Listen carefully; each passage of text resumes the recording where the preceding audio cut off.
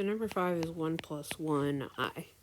So that means this is a, and since this is like 1i, that 1 would be b. So first you have to find r. So r squared is equal to a squared plus b squared. So 1 plus 1, which is 2.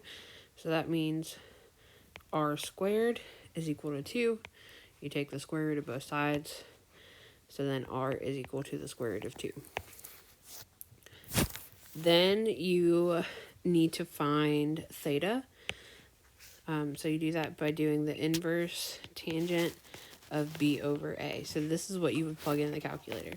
So tan negative 1 of 1 over 1 in this case. Right, so then the tangent of that is going to be 45. I just took a screenshot of that from that Desmos calculator. So then you write your final answer like this. So, well, I'm going to do it with variables first, and then I'll plug in. So it's r cosine theta plus I sine theta. So now we know r is the square root of 2.